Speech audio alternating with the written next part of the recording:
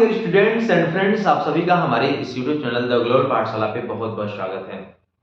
प्रिय विद्यार्थियों, मैं अपने वादे के मुताबिक चल रहा हूं और जैसा कि मैंने आप सभी से वादा किया था कि मैं क्लास 6 की ज्योग्राफी लेकर के आ रहा हूं और मैं कुछ दिनों से लगभग प्रतिदिन मैं ज्योग्राफी का एक चैप्टर पढ़ा रहा हूं और जिसके अंतर्गत अब तक हमने 7 चैप्टर को, ज्योग्राफी के 7 चैप्टर, क्लास 6 के 7 चैप्टर को खत्म कर रखा है और आज 8वां चैप्टर है।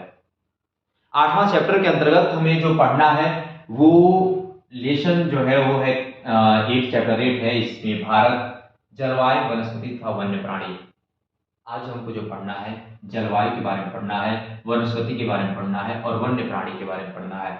इन सभी चीजों का अध्ययन जो हम करेंगे वह किसके, तो भारत के जो जलवायु होगी, भारत की जो वनस्पति होगी, भारत के जो वन्य प्राणी होंगे, इनके बारे में हम अध्ययन करेंगे। तो सबसे जरूरी बात मैं आपको ये बता दूं कि जो क्लासेस की जो ज्योग्राफी है, ये क्लासेस का ज्योग्राफी जो है मेनली बेसिक है और बेसिक उन चीजों के लिए है, उन चीजों का बेसिक है जिन चीजों को, या बोलिए तो जिस टॉपिक को आप अपने आगे आने वाले जो क्लासेस हैं, कक्षाएं हैं, उनमें पढ़ने वाले हैं। जैसे कि आपको जो चैप्टर 8 में जो आपको जलवायु मिल रहा है, वनस्पति मिल रहा है, वन्य प्राणी मिल रहा है, इन सभी चीजों का अलग अलग स्टडी आप करेंगे आने वाले कक्षा में। जैसे क्लास 9 में जब आप जाएंगे तो क्लास 9 में जो जियोग्राफी की बुक है, उस बुक में जलवायु अकेले एक चैप्टर है। मतलब एक चैप्टर में अकेले आपको जलवायु पढ़ना और विस्तृत रूप से पढ़ना है। तो फिर क्लास 6 में क्यों दिया है? आपके दिमाग में क्वेश्चन आ जाएगी, यस क्लास 6 में तो फिर क्यों दिया है? क्लास 6 में उसी जलवायु के बेसिक को बताने के लिए दिया है। आपके अंदर जब पहले से ही किसी चीज के बारे में थोड़ी बहुत नॉलेज होती है तो उस चीज को समझने में आपको काफी ज्यादा सहायता मिलती है। पहले से कुछ माइंडसेट बना रहता है और एनसीईआरटी यही चाहता है कि आगे आपको जो चीज वो पढ़ाने वाला है उन चीजों के बारे में पहले थोड़ा सा उसके बारे में बेसिक नॉलेज आपको दे दे। तो चलिए हम शुरू करते हैं इस चैप्टर को और इन सब चीजों को देखते हुए हम केवल बेसिक चीजों के बारे में बात करेंगे। किसी भी टॉपिक को लेकर के बहुत ज्यादा ब्रॉडली नहीं जाएंगे, बहुत ज्यादा विस्तार पूर्वक नहीं जाएंगे, क्योंकि उन चीजों को हमें आगे भी अध्ययन करना है। वहां पर मौज से, मस्ती से वहां पर इन चीजों का अध्ययन करेंगे, विस्तार रूप से अध्ययन करेंगे, पूरा अच्छे से डिस्क्राइब करते हुए। यहां भी हम चीजों को डिस्क्राइब करेंगे, लेकिन हमारा एक लिमिट होगा। हमें यहाँ पर केवल बेसिक चीजों को लेकर चलना है और बेसिक कंसेप्ट जो है माइंड में बेहतरीन तरीके से बैठा लेना है और समझ लेना है। तो इसके अंतर्गत हम जिन जिन टॉपिक को पढ़ने वाले हैं वो टॉपिक है भारत में प्रमुख मौसम, प्रमुख मौसमों में भारत में कितने प्रमुख मौसम होते हैं, इसके बारे में अध्ययन करना है हमें। उसके बाद जलवायु में उसकी स्थिति के कारक के बारे में समझना है, जलवायु क्या होता है और इस जलवायु में परिवर्तन के क्या क्या कारक होते हैं। किसी भी स्थान की जो जलवायु होती है किन किन चीजों के कारण उनमें परिवर्तन होता है, इन चीजों के बारे में पढ़ना है। उसके साथ ही प्राकृतिक वनस्पति के बारे में पढ़ना है। जो भारत की प्राकृतिक जो वनस्पति है वो के प्रमुख कितने प्रकार की है, उसके बारे में अध्ययन करना है। और वनों का महत्व, उसकी आवश्यकता क्या है, वन्य प्राणी क्या है, इन सब चीजों के बारे में अध्ययन करना है। तो एक एक टॉपिक को हम क्या करते हैं, थोड़ा विस्तार पूर्वक अच्छे से डिस्क्राइब करते हुए उसको फैक्चुअल तरीके से समझते हुए आगे बढ़ते हैं। तो सबसे पहले हम बात करते हैं मौसम के बारे में, क्योंकि हमारा पहला टॉपिक है भारत में प्रमुख मौसम। तो सबसे पहले जरूरी है हमको मौसम को समझ लेना। फिर जब हम मौसम को समझ लेंगे तो फिर से हमें जलवायु को समझने में काफी आसानी हो जाएगी और आप कंपेयरिंग करके समझ सकेंगे। तो मौसम को यदि मैं आपको बताऊं और आप अगर ध्यान दें तो आपने मौसम शब्द अवश्य सुना होगा। अपने घर के लोगों को या आसपास के लोगों को आपने कहते हुए सुना होगा कि आज का मौसम बहुत अच्छा है। शायद आपने सुना होगा कि वो सुबह में कह रहे हो आज का मौसम बहुत अच्छा है, लेकिन शाम को ही कह रहे हो मौसम बहुत गड़बड़ हो गया। इसका मतलब ये हुआ कि मौसम का परिवर्तन क्षण क्षण में हो रहा है। मतलब एक ही दिन में मौसम के अलग अलग रूप हो सकते हैं। कुल मिला जुला करके वायुमंडलीय जो दशाएं हैं, वायुमंडलीय दशाओं में जो परिवर्तन होता है वही मौसम कहलाता है। कभी ऐसा भी होता है कि सुबह में खूब अच्छी धूप खिली रहती है और शाम को मौसम गड़बड़ हो जाता है। कभी ठंडी के भी समय में ऐसा होता है कि सुबह में खूब अच्छी धूप खिली हुई है, शाम के समय में धूप भी नहीं दिखता है, मौसम गड़बड़ हो जाता है और ठंडी पड़ने लगती है काफी। तो ये मौसम जो होता है, कहने का मतलब कुल मिला करके अगर पॉइंट वाली बात किया जाए तो मौसम जो होता है वायुमंडलीय दशाओं में क्षण क्षण में परिवर्तन होता है, यही मौसम कहलाता है। वायुमंडलीय दशाओं में क्षण क्षण में परिवर्तन ही मौसम है। ठीक है, हमें एनसीईआरटी के लाइन बाय लाइन चीजों को पढ़ते हुए समझते हुए चलेंगे। आपने ये चीज तो जान लिया कि मौसम जो होता है ये दिन प्रतिदिन बदलता रहता है। वायुमंडल में दिन प्रतिदिन जो होने वाला परिवर्तन जो होता है वही मौसम होता है। कभी आपने देखा होगा कि कभी गर्म होता है मौसम, कभी गर्म हो जाता है तो कभी ठंडा हो जाता है, कभी आसमान में बादल छा जाते हैं तो कभी आसमान बहुत ही साफ दिखाई देता है। तो आपने ये भी देखा है कि कभी हमें ऊनी कपड़ों को पहनने पड़ते हैं, कभी हमें मोटे कपड़ों को पहनने पड़ते हैं, कभी हमें बहुत हल्के कपड़ों की आवश्यकता होती है, कभी बहुत ज्यादा गर्मी हो जाती है, कभी बहुत ज्यादा ठंडी हो जाती है, कभी तेज हवाएं चलने लगती हैं तो कभी बिल्कुल बहुत तेज गर्मी होने लगती है। और इस प्रकार से देखा जाए तो इन सभी चीजों को अगर देखा जाए तो इस प्रकार से भारत के मौसम को इन चीजों के आधार पर चार भागों में बांटा गया, चार रूपों में बांटा गया है। तो भारत का मौसम जो होता है चार होता है। कौन कौन सा होता है? दिसंबर से जनवरी सर्दी का मौसम होता है, मार्च से मई जो है गर्मी का मौसम होता है, जून से सितंबर तक वर्षा का मौसम होता है, अक्टूबर से नवंबर तक शरद का मौसम होता है। इसको और मैं अगर डिफाइन करना चाहूं तो ये जो दिसंबर से जनवरी का महीना है, आपने देखा होगा कि सबसे भीषण ठंडी जो है इसी में पड़ती है। मार्च से मई का जो महीना है गर्मी का मौसम जो है, इसमें सबसे ज्यादा मार्च से मई के महीने में सबसे ज्यादा गर्मी पड़ती है। ठीक है, और जून से सितंबर में सबसे ज्यादा वर्षा होती है। इसी समय जो है मानसून आता है, भारत की ओर लौटता है। ये जो हिंद महासागर है, अगर भारत के अगर बारे में बात किया जाए तो जो इधर हिंद महासागर है, हिंद महासागर से जो है मानसून उठता है और इधर आता है बे ऑफ बंगाल, बंगाल की खाड़ी में, और बंगाल खाड़ी से इधर प्रवेश करता है और इधर फिर अरब सागर से प्रवेश करता है। इस प्रकार जाकर के जब इधर हिमालय पर्वत से जब टकराता है तो फिर से बारिश होना क्या हो जाती है, शुरू हो जाती है इन क्षेत्रों में। और फिर वो अक्टूबर से नवंबर के महीने में, जून से सितंबर में वहां पर वर्षा होती है जब पहाड़ों से टकराते हैं जब बादल। तो फिर उसके बाद अक्टूबर से नवंबर के समय में जो है होता है ये शरद का समय होता है। इस समय क्या होता है, ये मानसून पुनः ये बंगाल की खाड़ी ओर मुड़ते हैं और बंगाल की खाड़ी ओर मुड़ते हुए इधर होते हुए इधर होते हुए ये चले फिर से लौट जाते हैं। और जब ये लौटते हैं तो तमिलनाडु जो है, तमिलनाडु में जाकर के वर्षा होने लगती है। ठीक है, चलिए एक एक चीजों को अब थोड़ा सा हम और अच्छे से अध्ययन करते हैं। दिसंबर से जनवरी का महीना जो सर्दी का होता है महीना, ये सर्दी का महीना क्यों होता है?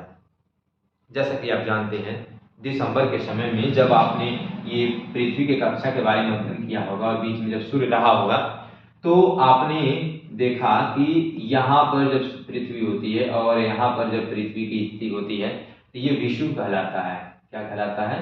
विषुव, क्योंकि उत्तरी और दक्षिणी ध्रुव दोनों ध्रुवों पर समान रूप से प्रकाश पड़ता है तो विषुव कहलाता है। और यहाँ पर लेकिन जब पृथ्वी यहाँ पर जब पहुंच करके आती है तो यहां पर क्या होता है कि हमारा उत्तरी ध्रुव अंधेरे में चला जाता है, मतलब उत्तरी ध्रुव पर सूर्य का प्रकाश जो है पड़ नहीं पाता है। पृथ्वी झुकी हुई है ना, और यहाँ होता है दक्षिणी ध्रुव पर सूर्य का प्रकाश बराबर पड़ पाता है। जैसा कि आप जानते हैं कि हमारा भारत का जो स्थिति है ये हमारा उत्तरी गोलार्ध में पड़ता है, उत्तरी गोलार्ध में। तो सूर्य का प्रकाश जो है, और हमारे भारत की स्थिति अगर यहाँ पर है तो सूर्य का प्रकाश जो है हम पर सीधा नहीं पड़ पाता है, तिरछा रूप में सूर्य का प्रकाश पड़ता है। तो जब तिरछा रूप में सूर्य का प्रकाश पड़ता है तो ऊष्मा प्रॉपर मिल नहीं पाती है, और इसलिए हमारे वहां जो दिसंबर से जो जनवरी का समय होता है, ये जो दिसंबर से जो जनवरी का समय होता है, इस समय में क्या होती है? ठंडी पड़ती है, क्योंकि सूर्य की किरण जो होती है सीधे सीधे पड़ नहीं पाती और तिरछे रूप में पड़ती है। इसीलिए आपने सुना होगा कि दक्षिणायण उसी समय बोला जाता है, सूर्य जो है दक्षिणायण हो गए हैं। दक्षिणायण का मतलब ये होता है कि सूर्य का जो किरण जो है मुख्य रूप से दक्षिणी ध्रुव की ओर पड़ना शुरू हो गई है। तो जब दक्षिणी ध्रुव की ओर सूर्य की किरण पड़ेगी तो कहने का मतलब यह है कि हमारा उत्तरी ध्रुव पर सूर्य की किरणें कम पहुंचेंगी, और इसलिए उत्तरी गोलार्ध में जो भी देश होंगे वहां पर ठंडी पड़ेगी, वहां पर शीत ऋतु होगा। इसी प्रकार से भारत में जो होता है दिसंबर से जनवरी के महीने में शीत ऋतु, सर्दी का ऋतु होता है। ठीक है, अब जो है बात करते हैं मार्च से मई के बारे में। तो मार्च से जो मई का जो महीना होता है ये ग्रीष्म ऋतु का होता है। ग्रीष्म ऋतु कहने का मतलब क्या होता है? ग्रीष्म ऋतु जो होता है वो होता है गर्मी का समय, जिस समय गर्मी पड़ती है। अब ये कैसे होता है? अब देखिए, जैसे ही जब ये ऐसे पृथ्वी घूमते घूमते फिर जब यहां पर आती है, यहां पर, तो अगर आपको यहां पे दिसंबर है तो जनवरी, फरवरी, मार्च, दिसंबर हो गया ये, जनवरी, फरवरी, मार्च, अप्रैल, मई, जून, इस प्रकार से 1 2 3 4 5 6 महीना पूरा हो जाते हैं। फिर जून में यहां पर आ जाती है पृथ्वी। जब जून में पृथ्वी जब यहां पर आ जाती है तो यहां पर क्या होता है कि अब सूर्य का जो प्रकाश जो है वो पड़ना शुरू हो जाता है। कहां पर? जैसे जैसे यहां पे, जैसे इससे आगे निकलेगी तो सूर्य का प्रकाश दक्षिणी ध्रुव, उत्तरी ध्रुव पर, सॉरी ये उत्तरी ध्रुव पर है ना, उत्तरी ध्रुव पर सूर्य का प्रकाश पड़ने लगता है, और दक्षिणी ध्रुव धीरे धीरे क्या होता है, दक्षिणी ध्रुव जो होता है धीरे धीरे अंधेरे में जाना क्या हो जाता है, शुरू हो जाता है। इसलिए सूर्य का प्रकाश जब उत्तरी ध्रुव पर पड़ने लगता है तो उत्तरी गोलार्ध में सूर्य की किरणें सीधे पड़ने लगती हैं विषुववृत्त पर, और जब विषुववृत्त पर सीधे पड़ती हैं और मकर रेखा की ओर, तो क्या होता है कि हमारे देश में गर्मी की मौसम शुरू हो जाती है। इस प्रकार से मार्च से लेकर के मई तक गर्मी का मौसम चलता है अपने देश में। समझ में आएगी विद्यार्थियों? इसके बाद अगर हम बात करते हैं तो ये जो जून से सितंबर का जो समय है, जो वर्षा का समय है, इस समय क्या होता है, जैसा कि मैंने बताया शुरू में ही, जब होता क्या है कि इसे इरेज कर लें, जब मानसून हिंद महासागर से चलता है, हिंद महासागर की ओर से जब आता है, इधर भारत भूख के प्रायद्वीप की तरफ जब बढ़ता है, तो ये जैसे मान लीजिए ये जो है प्रायद्वीपीय पठार है भारत का, ये प्रायद्वीपीय भाग है। ठीक है, तो जब क्या करता है, इधर हिंद महासागर से जब इधर चलता, इधर जब मानसून आता है और इधर आ जाता है बंगाल की खाड़ी की ओर और आ जाता है अरब सागर की ओर, और फिर से ये इधर से क्या करता है, इधर तट से टकराता है, तट से टकराते हुए फिर से पहुंच करके आता है इधर, और फिर ये अरब सागर से होते हुए इधर आता है। जैसे कि आप जानते हैं इधर हिमालय पर्वत है। जब ये मानसून जो होते जाते हैं, जब पर्वत से टकराते हैं, पहाड़ से टकराते हैं, तो फिर यहाँ पर इनका वर्षा करना ये शुरू करते हैं, और इस प्रकार से ये क्या करते हैं, जून से लेकर के सितंबर के महीने तक बारिश होती है। पुनः सितंबर के बाद जब अक्टूबर नवंबर का महीना आता है तो फिर से ये क्या करते हैं, बंगाल की खाड़ी में पूरा जो मानसून बना रहता है ये बंगाल की खाड़ी में लौटने लगता है, और इस प्रकार से ये लौट करके पुनः वापस चले जाते हैं। और जब ये लौट करके जाते हैं तो जो भारत के जो द्वीपीय जो प्रदेश है, जैसे अंडमान और निकोबार द्वीप समूह और इधर जो तमिलनाडु जो पड़ने वाला है, इन क्षेत्रों में क्या होती है, बारिश होती है। तो जब ये अक्टूबर से नवंबर के महीने में जब हमारी तरफ शरद ऋतु होता है, उस समय क्या होता है, जो तमिलनाडु है, जो तटीय क्षेत्र है तमिलनाडु के, उन क्षेत्रों में बारिश होती है। ठीक है, तो ये जो होता है, ये जो था अक्टूबर से नवंबर में शरद ऋतु के समय हो गया। ठीक है, अब बात करते हैं जलवायु के बारे में। जलवायु क्या होता है? जैसा कि मैंने बताया कि मानसून जो होता है, मानसून एक एक दिन में बदलता रहता है, घंटों दर घंटों में बदलता रहता है। जलवायु जो होता है वो घंटों दर घंटों में बदलता नहीं है। तो जलवायु को अगर समझना है तो आप ऐसे कह सकते हैं कि जलवायु जो होता है वह एक दिन में, एक महीने में, एक वर्ष में बदलना नहीं होता है। जलवायु जो होता है एक औसत होता है। इसमें यह देखा जाता है कि लगभग 30 साल तक, 35 साल तक किसी एक विशेष बड़े भूभाग का मौसम किस प्रकार से रह रहा है, उसका जब रेशियो निकाला जाता है इतने लंबे समय तक का, उसके बाद जो रेशियो निकल करके आता है तो वही कहलाता है वहां की जलवायु। जैसे मान लीजिए 35 साल तक कहीं की, मान लीजिए भारत की अगर बात करें तो भारत के मौसम के बारे में 35 साल तक अध्ययन किया गया और पाया गया कि सबसे ज्यादा जो है मौसमी घटनाओं में सबसे ज्यादा समय तक गर्मी पड़ी हुई है। तो इस प्रकार से 35 साल के बाद जो रेशियो आएगा वो गर्मी का ज्यादा आएगा।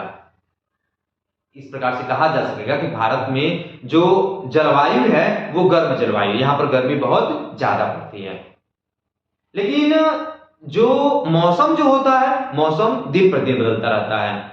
वो सुबह में कुछ और रहेगा, शाम में कुछ और रहेगा। लेकिन जलवायु जो होता है यह एक औसत होता है इन चीजों का, और ये औसत काफी लंबे समय में निकाला गया होता है। 30-35 सालों में निकाला गया होता है, कम से कम 25 वर्षों से, कम से कम 25 वर्ष और 25 से ऊपर 25 वर्ष कम से कम है। उसके बाद आप जितना भी जोड़ लीजिए, इतने समय का जब अध्ययन किया जाता है वहां के वायुमंडल का, उसके बाद जो रेशियो निकल करके आता है तो वो वहां की जलवायु होती है। ठीक है, तो अगर आपसे कोई डिफरेंट पूछता है कि जलवायु में और मौसम में डिफरेंट क्या है, तो आप सीधे सीधे ये बता देंगे मौसम जो होता है दिन प्रतिदिन बदलता रहता है, लेकिन जलवायु दिन प्रतिदिन बदलने वाली वायुमंडलीय घटना नहीं होती है। जलवायु जो होती है कई वर्षों की, 25 से अधिक वर्षों का जो वायुमंडलीय दशाओं का जो औसत निकाला जाता है वो जो होता है जलवायु कहलाता है। ये है जलवायु और मौसम में डिफरेंट होता है। प्रिय विद्यार्थियों, अगर हम बात करें कि जो मौसम शब्द है ये मौसम शब्द किससे आया हुआ है, तो मौसम शब्द अरबी भाषा से बना हुआ है, अरबी भाषा से मिला हुआ है, जिसका नाम है मौसिम। मौसिम से ही बना हुआ जो है ये शब्द है, मौसम है। इस बात को आपको याद रखना है, या आपके कंपटीशन एग्जामों में पूछा जा सकता है कि मौसम किस भाषा से ली गई है, तो आपको बता देना है अरबी भाषा, और क्या नाम है उस अरबी भाषा का, मौसिम। ठीक है, आगे अगर बात करें तो कह रहा है किताब में भारत की स्थिति जो है उष्ण कटिबंध में होने के कारण अधिकतर वर्षा मानसूनी पवन से होती है। उष्ण कटिबंध क्या होता है, अब देख लीजिए, इसको समझ लीजिए। जैसे हम ग्लोब बनाते हैं, सबसे पहले ध्यान से समझिएगा, ये एक ग्लोब है, ठीक, ये आपका नॉर्थ पोल है और ये आपका साउथ पोल है। ये है विषुवत वृत्त, विषुवत वृत्त है, और ये जो है आपका, जैसा कि आपने देखा होगा, इसमें जो होता है ऐसे होता है, फिर ऐसे होता है, फिर हम कटिबंधों में बांट रहे हैं इसको, ऐसे होता है, फिर ऐसे होता है। तो ये जो होता है उष्ण कटिबंध होता है, उष्ण कटिबंध होता है। इतना ही नीचे चले विषुववृत्त के नीचे, उतना ही जितना दूरी तक यहां से यहां तक, उतना ही दूरी अगर नीचे चले यहां से यहां तक आ जाए, ये भी जो होता है उष्ण कटिबंध होता है। उष्णकटिबंधीय क्षेत्र होते हैं। उष्णकटिबंधीय कहने का मतलब ये जो क्षेत्र है, इन क्षेत्रों में वर्ष में किसी न किसी दिन सूर्य जो है सीधे सीधे ऊपर स्थित होते हैं, सीधे सीधे सर के ऊपर जरूर आते हैं। यहाँ पर इन क्षेत्रों में उष्णकटिबंधीय जो क्षेत्र होते हैं। बाकी अगर इसकी बात करें, इसको ये अगर इसकी ध्रुवों की ओर की बात करें तो इसे बोला जाता है शीत कटिबंध, मतलब बहुत ज्यादा यहाँ पर, मतलब वहां पे ठंडी ही ठंडी पड़ती है। ऐसे यहाँ भी ये जो होता है ये शीत कटिबंधी होता है। लेकिन तो जो बीच वाला भाग है ये क्या कहलाता है, तो शीत और उष्ण ये दोनों मिलाकर बनता है क्या, शीतोष्ण, मतलब यहाँ पर ठंडी गर्मी दोनों पाया जाता है। समझ में आया। अगर अपने भारत की बात करें तो भारत जो है हमारा उष्ण कटिबंधी, ये हमारा विषुवत वृत्त है, और ये विषुवत वृत्त 0 डिग्री है। ये विषुवत वृत्त के ऊपर उत्तरी गोलार्ध में उष्ण कटिबंधीय क्षेत्र में हमारे भारत की स्थिति है। तो भारत जो है उष्ण कटिबंधीय क्षेत्र में, उष्ण कटिबंधीय जो में होने के कारण यहाँ पर अधिकतर वर्षा जो होती है मानसूनी पवनों के कारण होती है। और जैसा कि आप जानते हैं भारत में जो कृषि होती है, भारत की कृषि जो है मुख्य रूप से वर्षा पर निर्भर है। इसलिए कभी कभी जब वर्षा अच्छी खासी होती है, समय समय पर होती रहती है, तो फसलें बहुत अच्छा होती हैं और पैदावार काफी अच्छा होता है। लेकिन अगर कभी वर्षा नहीं होती है तो आपने सुना होगा कि वर्षा न होने के कारण कई सारे क्षेत्रों में सूखे पड़ गए और फसल बर्बाद हो गए। तो ये बात, ये भी पॉइंट आपको याद रखना है कि भारत का जो कृषि होता है ये मौसम पर आधारित सबसे ज्यादा है, मौसमी वर्षा पर आधारित सबसे ज्यादा है। ठीक है, अब इसके बाद अगर हम बात करें कि किसी स्थान की जलवायु जो होता है वो किसके कारण प्रभावित होता है, किसके कारण निर्धारित होता है किसी स्थान की जलवायु।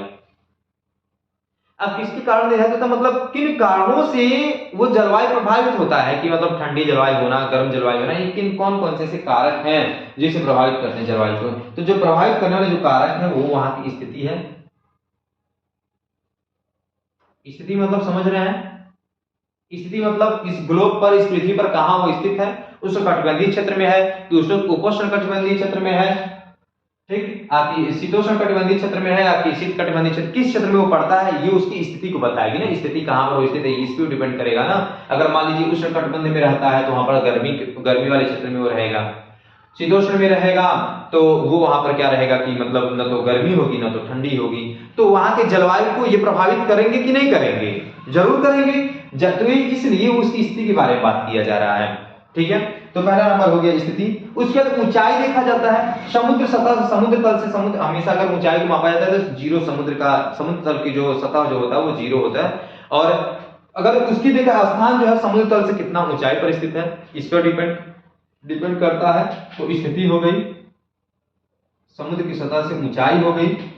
उसके बाद जो है समुद्र से कितना दूरी पर है, समुद्र से कितना दूरी पर है, और तथा उच्चावच कितने हैं। उच्चावच मतलब समझ रहे हैं क्या, जो ऊंचाई और गहराई, इन सब चीजों के बारे में।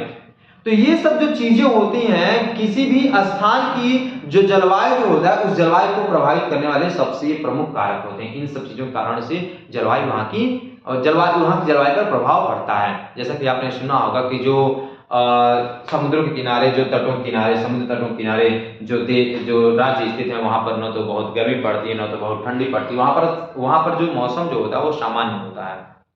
तो इस प्रकार से आप समझ सकते हैं ना कि जो तटीय जो क्षेत्र हैं वह वहां की जलवायु को प्रभावित कर रहे हैं, इसलिए ये जलवायु को प्रभावित करने वाले कारक कहलाएंगे। समुद्र से जो उनकी दूरी है, कितना नजदीक पड़ रहे हैं, कितना दूर पड़ रहे हैं, वैसे जो समुद्र तल से जो उनकी ऊंचाई है वो कितनी है।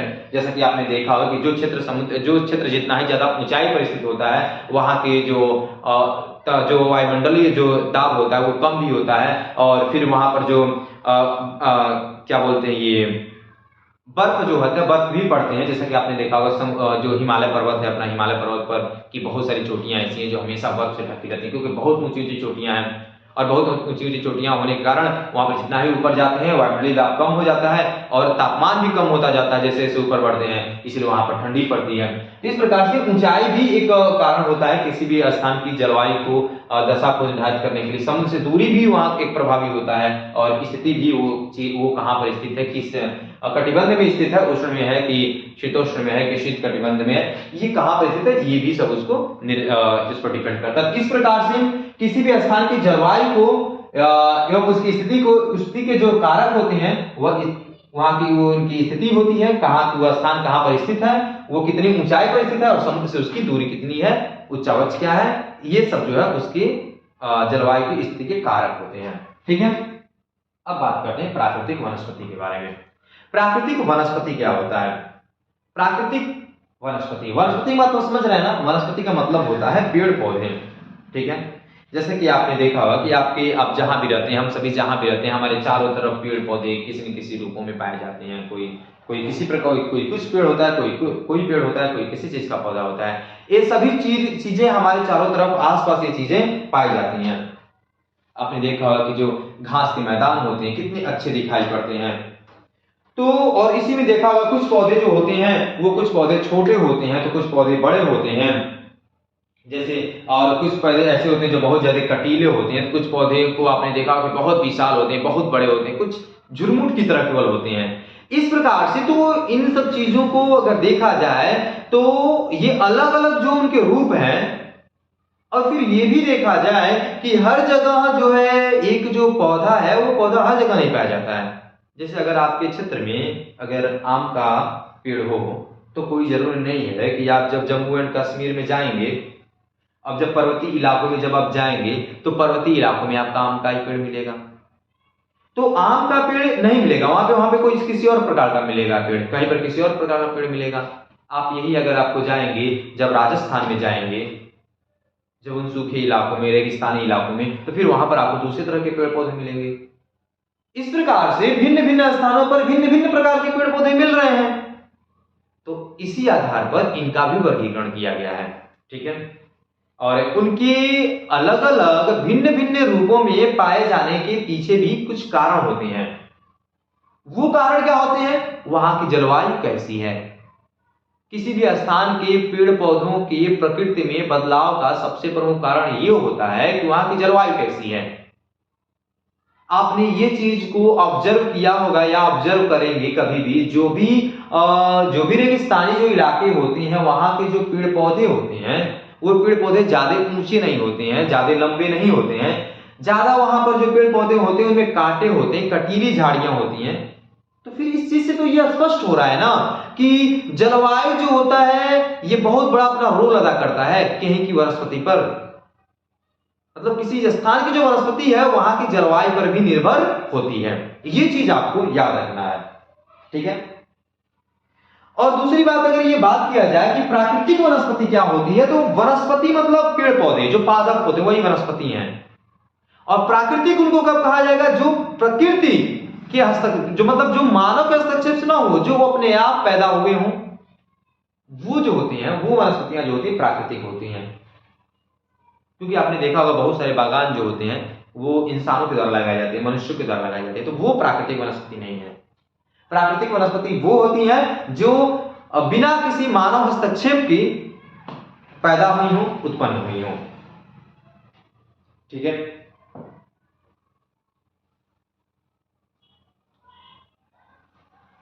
और आगे अगर बात किया जाए कि प्राकृतिक वनस्पतियों को कितने भागों में बांटा गया है, प्राकृतिक वनस्पतियों को, तो प्राकृतिक वनस्पतियां जो होती हैं इनको कितने भागों बोलिए कितने प्रकार में विभाजित किया गया, तो प्राकृतिक वनस्पतियां जो होती है मुख्य रूप से 5 प्रकार में इनको विभाजित किया गया है।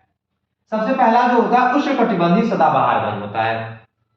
दूसरा जो होता है उष्णकटिबंधीय पतझड़ वन, तीसरा कटीली वन, कटीली झाड़ियां, चौथा पर्वतीय वन, पांचवा मैंग्रोव वन। और मैंने एक चीज अब स्पष्ट किया कि ये सब जो वन होते हैं, जो ये वनस्पति के जो प्रमुख ये जो प्रकार हैं, ये जो होते हैं ये मुख्यतः जलवायु पर निर्भर होते हैं। जिस स्थान की जलवायु जैसी होती है उस स्थान पर उसी प्रकार के पेड़ पौधे जो होते हैं उसी प्रकार के पादप पाए जाते हैं।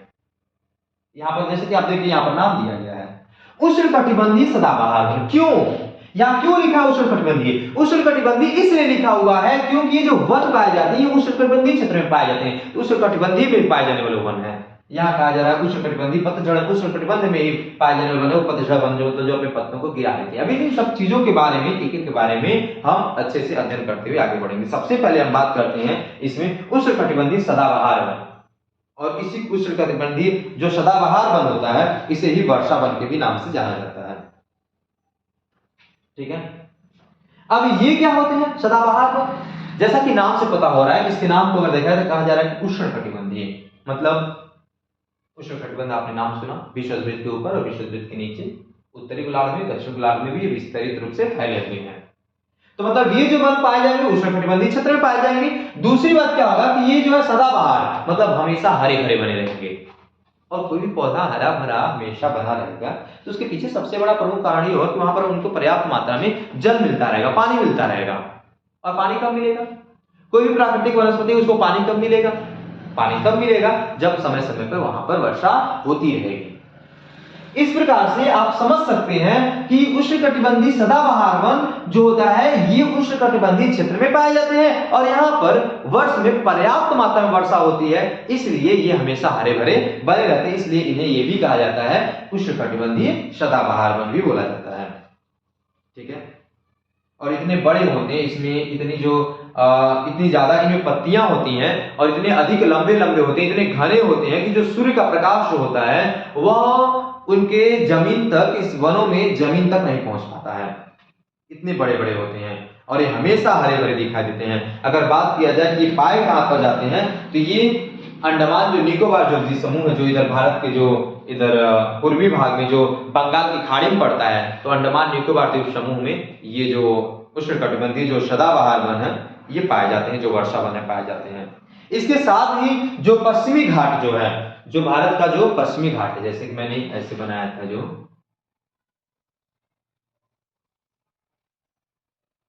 ये जो पश्चिमी घाट है ये पश्चिमी घाट है जो महाराष्ट्र कुछ भाग लेकर के केरल के ये सब जो इधर जो है उष्णकटिबंधीय जो सदाबहार जो वन है ये पाए जाते हैं। इसके साथ ही पूर्वी राज्यों के भी कुछ भागों में भी ये सब पाए जाते हैं। और इनमें पाए जाने वाले जो उष्णकटिबंधीय जो वर्षा वन है, बोली तो सदाबहार जो वन है, इनमें पाए जाने जो वृक्ष हैं मुख्य नाम है जिनका महोगनी नाम है। क्या नाम है इनका? महोगनी। ठीक है। उसके बाद अगर बात करें तो इसका नाम है एबोनी। रोजवुड, ठीक है। तो ये जो पेड़ है महोगनी, एबोनी, रोजवुड, ये जो है वर्षा वन में पाए जाने वाले या बोलिए तो सदाबहार, उष्णकटिबंधीय सदाबहार वन में पाए जाने वाले सबसे प्रमुख पेड़ हैं, ये पाए जाते हैं वहां पे। इसके बाद हम बात करेंगे उष्णकटिबंधीय पतझड़ वन।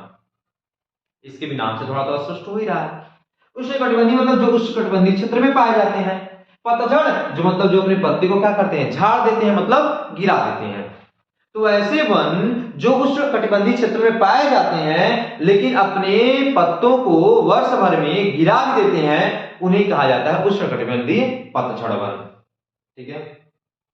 अब इसमें होता क्या है, इन्हें मानसूनी वन भी कहा जाता है क्योंकि एक समय आने पर ये अपने पत्तों गिरा देते हैं। जैसे आपने देखा होगा बसंत ऋतु का जब समय आता है तो बहुत सारे पेड़ पौधे जो होते हैं अपने पत्तों को गिरा देते हैं। बिल्कुल ऐसे देखने में ऐसे लगता है कि पेड़ पौधों में कोई जान ही नहीं है, सूख चुका है, इतने सारे सारे पत्ते उसे गिर जाते हैं। तो ऐसे ही पौधों, ऐसे ही वृक्षों से जो वन होता है वही वन जो कहलाते हैं, ऐसे ऐसे ही वृक्षों से जो वन होते हैं, बने होते हैं, ऐसे ही वन कहलाते हैं पतझड़ वन, ठीक। और ये उष्णकटिबंधीय क्षेत्र में पाए जाते हैं, ठीक। इन्हें पाया जाने अगर कौन कौन से समय ऐसे कौन कौन से ऐसे होते हैं जो पेड़ पौधे होते हैं जो अपने पत्तियों को गिरा देते हैं, तो इनमें पाए जाने जो पेड़ पौधे जो हैं ये सागौन होता है, पीपल होता है, साल होता है, ठीक है। ऐसे सागौन, पीपल, साल और नीम होता है, शीशम होता है, ये और ऐसे भी अन्य भी सारे बहुत सारे ऐसे आपने देखा होगा कि अपने आसपास के क्षेत्र में आपने देखा होगा कि पेड़ पौधे जो होते हैं अपनी पत्तियों को गिरा देते हैं। तो ऐसे बहुत सारे और भी पेड़ पौधे होते हैं जो अपने पत्तियों को गिरा देते हैं, इन्हें कहा जाता है उष्णकटिबंधीय पतझड़ वन, जो एक निश्चित समय पर अपने पत्तियों को गिरा देते हैं। अब बात करते हैं कटीली वन एवं झाड़ियां। तो ये कटीली वन एवं जो झाड़ियां जो होती हैं, ये कटीली वन एवं झाड़ियां जो होती हैं ये मुख्यतः रेगिस्तानी क्षेत्र में पाई जाती हैं जहां पर वर्षा बहुत ही कम होती है। अगर एक विशेषता मैं और बताऊं कि जो कटीली वन एवं झाड़ियां जो होती हैं उनकी एक विशेषता और क्या होती है, तो वहां पर जो रेगिस्तानी भाग होते हैं जहां पर पानी बहुत कम होता है, तो जो ये जो कटीली वन एवं झाड़ियों के अंतर्गत जो पेड़ पौधे आते हैं इनके जो जड़ होती है ना वो जमीन के बहुत नीचे तक जाती है। अपना कॉमन सेंस लगा सकते हैं कि जमीन की इतने नीचे तक क्यों जाती है, क्या है इसके पीछे रीजन की ये जो इसके अंतर्गत जो पाए जाने वाले जो वन होते हैं उनके जो जड़ होते हैं ये बहुत जमीन के नीचे तक जाते हैं, इसके पीछे रीजन क्या है, द रीजन बिहाइंड इट, क्या है रीजन इसके पीछे कि इतने इनकी जड़ें जो होती हैं इतनी गहराई तक गई होती हैं मिट्टी में। तो इसके पीछे रीजन ये होता है कि पानी की मात्रा जो होती है ऊपर मतलब नहीं के बराबर होती है, और जैसा कि आप जानते हैं रेतीला भाग होता है, गर्म होता है, तो वो पानी की कुछ तलाश में इनके जड़ें जो होती हैं काफी नीचे तक गई होती हैं। पहली बात तो रीजन ये हो गया। दूसरी बात ये होता है जो कटीले वन एवं झाड़ियां जो होती हैं इनकी विशेषता है कि ये भी होती है इनकी जो पत्तियां होती हैं काफी पतली होती हैं, पतली नोकदार होती हैं, और दूसरी बात ये है कि ये मोटी होती हैं ताकि जो जल का वाष्पोत्सर्जन जो है वो कम से कम मात्रा में हो सके और उसको बचा करके रख सकें और वो जीवित रह सकें। इस प्रकार से ये जो पेड़ पौधे जो होते हैं कटीले वन एवं जो झाड़ियां होती हैं जो रेगिस्तानी क्षेत्रों में पाए जाते हैं जहां पर वर्षा बहुत ही कम होती है, वो उनकी प्रकृति कुछ इस प्रकार की होती है। अगर बात करें कि इन क्षेत्रों में कौन कौन से ऐसे जो पेड़ पौधे कौन कौन से ऐसे जो पेड़ पौधे हैं जो पाए जाते हैं, तो ये जो है पाए जाते हैं आपके कैक्टस, कैक्टस, आपने सुना होगा खजूर, बबूल, है ना। ऐसे ही बहुत सारे ऐसे होते हैं जो वो पाए जाते हैं, ऐसे बबूल हो गया, ऐसे आप कर सकते हैं कीकर, ये सब पाए जाते हैं। इसके बाद अब हम बात करते हैं पर्वतीय वन के बारे में। नामों से स्पष्ट है। मैंने आप सभी को एक चीज विशेषता बताई थी कि कभी भी चीजों को अगर समझना है तो आपके अंदर एक विशेषता यह होनी चाहिए कि आप सबसे पहले उसके वर्डिंग को समझिए, शब्द क्या कह रहा है। अगर यहां पर आप देखिए तो यहां पर लिखा गया पर्वतीय वन, तो शब्द से तो आप समझ सकते हैं ना पर्वतीय वन, इसके मतलब ऐसे वन जो पर्वत पर पाए जाते हैं, पर्वतीय भागों में पाए जाते हैं, उन्हें ही पर्वतीय वन कहते हैं, ठीक है।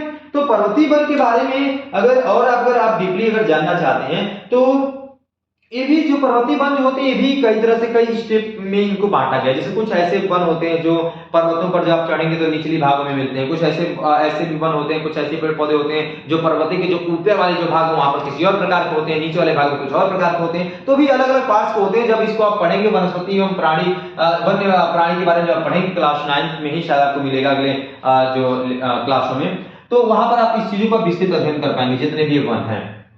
तो पर्वतीय जो वन होता है ये वन विभिन्न प्रकार के भी पाए जाते हैं। वो ऊंचाइयों के अनुसार, पर्वतों पर ऊंचाइयों के अनुसार ये पाए जाते हैं। जैसे जैसे ऊंचाई बढ़ती जाती है, तापमान में कमी होती जाती है, वैसे वैसे जो होते हैं इनके आकार और इनकी आकृतियां जो होती हैं, पेड़ों की प्रकृति जो होती है, पेड़ों के प्रकार जो होते हैं वो बदलते रहते हैं।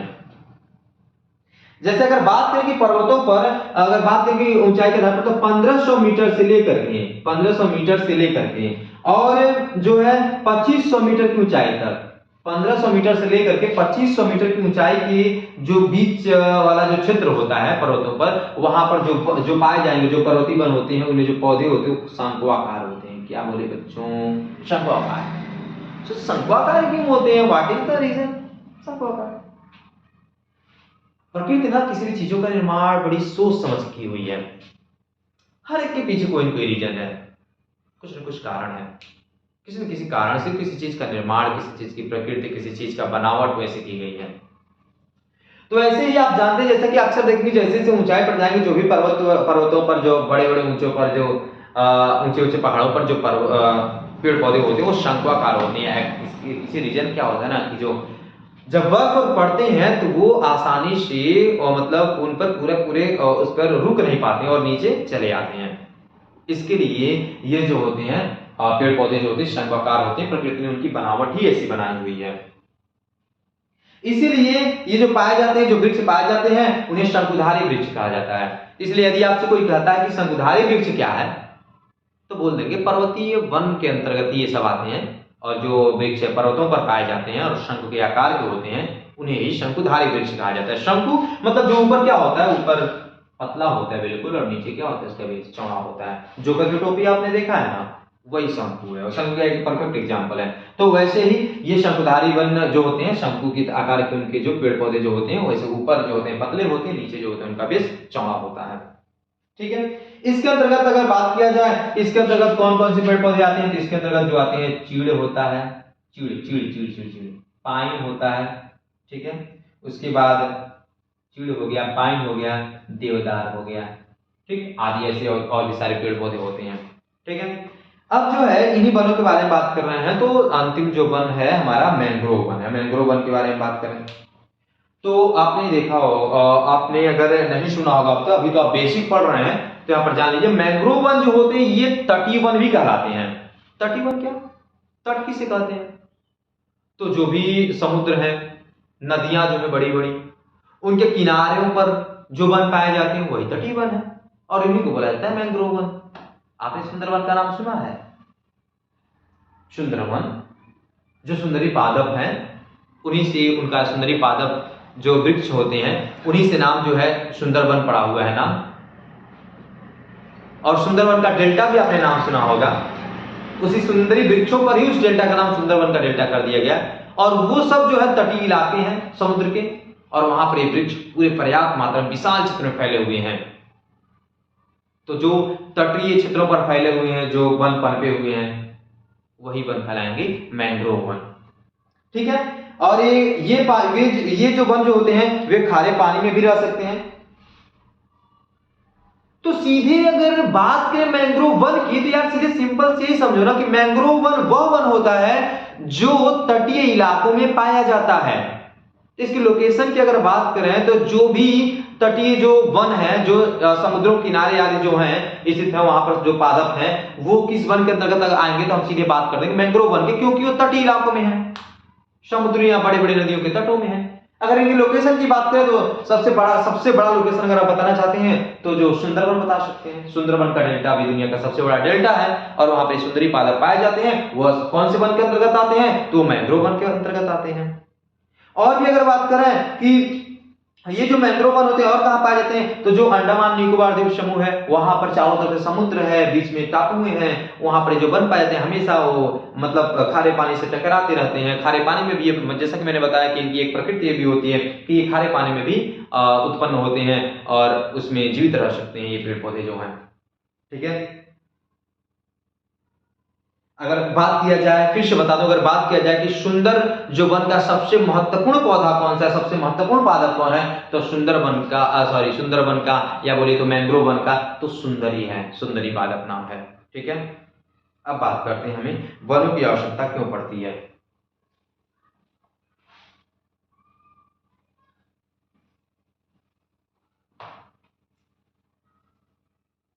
अब अगर बात करें हम कि वनों का ये जो वनों का जो महत्व है, इंपॉर्टेंस जो है, आवश्यकता है, ये क्यों है। जैसा कि आपने ये चीजों का कभी अनुभव किया होगा कि इन वनों से प्राप्त होने वाली बहुत सी चीजों का हम उपयोग करते हैं। जैसे जो लकड़ियां होती हैं, जो इमारती लकड़ियां होती हैं, उनका प्रयोग करके तो हम फर्नीचर बनाते हैं। तो आप समझ सकते हैं कि वनों का इंपॉर्टेंस कितना ज्यादा जरूरी है। जो हमारा जो प्राण वायु है, जिसे हम ऑक्सीजन कहते हैं, ये ऑक्सीजन बनता कैसे है। ऑक्सीजन जो है आखिर में वो पेड़ पौधों से ही बनता है ना। जैसा कि आप जानते हैं, जब प्रकाश संश्लेषण की क्रिया जब होती है तो इसमें पेड़ पौधे जो होते हैं कार्बन डाइऑक्साइड गैस का अवशोषण करते हैं और कार्बन और ऑक्सीजन जो है ऑक्सीजन जो है उसको छोड़ते हैं।